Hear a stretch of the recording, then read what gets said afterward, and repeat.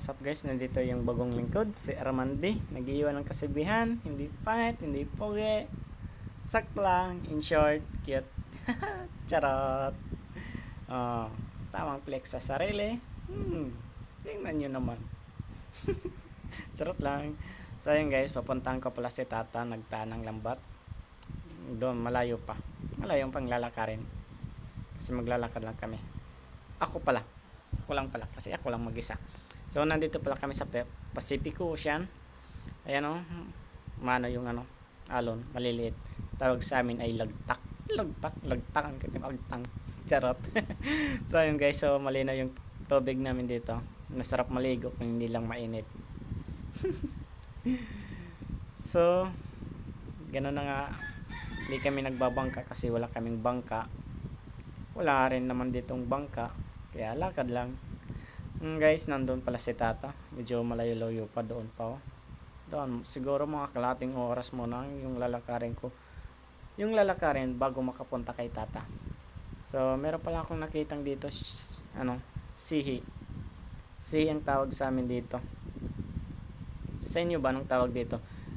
Masarap yung sabawin. Maliit lang yan, pero masustansya yan. Ang kaluto namin dito, sabaw lang. Nilalagyan ng malunggay, tanglad at saka loya. Ganun, masarap siya, masustansya. Marami yan dito, sobrang dami yan. Kung gusto niyo kumuha, di kumuha na kayo. Kumuha na kayong sarili niyo. Walang pa naman ako yung kumuha para sa inyo. Charot, may halo pang waray. So ayun guys, may nakita akong seafoods dito. Tawag sa amin ay tarokog. Ayan na. Masarap yung ginataan, nakadikit lang yan sa sa mga bato. So mga 2 pulgada na ata yan guys. Sobrang sarap yan ginataan. Hindi kayo magsisisi, sobrang sarap yan. Nabubul kasi sobrang sarap.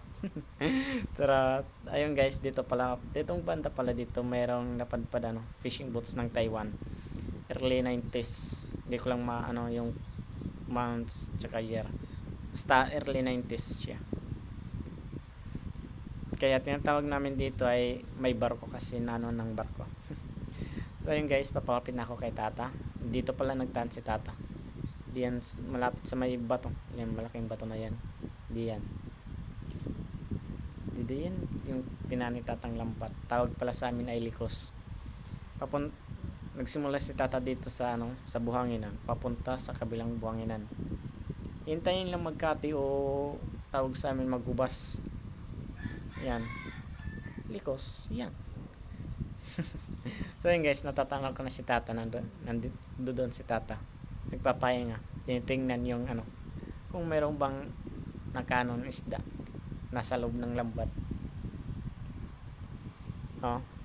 Dito na si Tata. Tamang flex lang muna tayo sa natin, sa view, magandang view.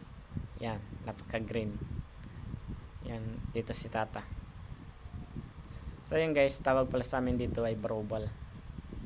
Nilalagyan namin isda kapag merong huli. So sasuyod muna tayo sa unang suyod. Pero tamang flex lang muna tayo sa natin, sa karagatan, sa napakalino ng karagatan. Tsaka yung na rin, yung view natin dito. Yan, napakaganda yan. Hindi kayo magsisisi kapag magpunta kayo dito. Medyo malayo nga lang. So ayun guys, meron akong nakitang 2 isda dito. Tawag dito pala ay talakitok. Mga good size na yan. Ayan, talakitok, masarap yan. Masarap yan guys. Tsaka may barkoda rin. O tawag sa amin dito ay lusod.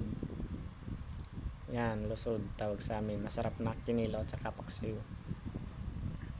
Mga talakitok, tamang flex lang sa huli. Yan, tamang flex lang. So ayun guys, meron itong talakitok na malaki. Yan, malaki na yan guys, na talakitok. So meron pala akong nakitang putol na ulo na isda, kinainan ng ibon. Kasi nagugutom ata, wala nang laman loob at saka ulo. Ayun guys, yung huli namin, yung malilit yan guys ay tawag sa amin na ilatab. Masarap na kinilo at saka paksiw yan. Yan, sabrang fast forward lang tayo. Kikilan tayo ng lusod o barakuda. Ayan, hindi ko na malaya na ano yung pala yung cellphone ko. So malalaglag pala dito yung ano namin kinilaw. Yun, laglag. So merienda pala yung gamit namin dito na soka. Tsaka merienda. Oh, ayun guys, oh, kakain na tayo. Kinilaw na barakuda, ulusod. Yan, walang halo. Tamang soka lang kasi masarap naman. Kasi presko. Yan ang huli namin dito guys, oh. Yan, lalagyan na namin sa ano, lagayan namin. Hindi ko na pala na-videoan yung pag-ano namin ng ano, isda kasi nakalimutan ko. Na medyo na busy kasi. Yan, sa panghuhuli. Siguro mga kalahati yata yan sa lalagyan namin. Yan o, mga kalahati yata yan. Yung maliliit pala yan ay good size na yan. Napaka good size na yan. Ito pala ay first time ko mag voice over guys. Pasensya na sa boses ko kasi hindi kagandahan. So guys, ano ko pala sa inyo, huwag namang kalimutan mag follow, mag share at mag like naman para tayo ay happy. So yun guys, nag ano muna kami ng tambay lang muna, standby. Matapos magpahinga, ayun, lakad na ulit, papauwi. Pupunta namin yung mga motor namin. Ayun. Ayan, si Joseph, pamangkin ko. Dito yung mga motor namin. Fast forward tayo guys. Dito na tayo sa aming munting bahay. Nag-aabang pala dito si Nana. Nag-aabang kung meron bang huli o wala. Yan si Nana, oh. Yan si Nana. So guys, thank you sa panonood. Thank you sa yung nasayang oras para mapanood lang ninyo to. Maraming salamat sa inyo guys. God bless. Sa susunod ulit na vlog. Thank you guys.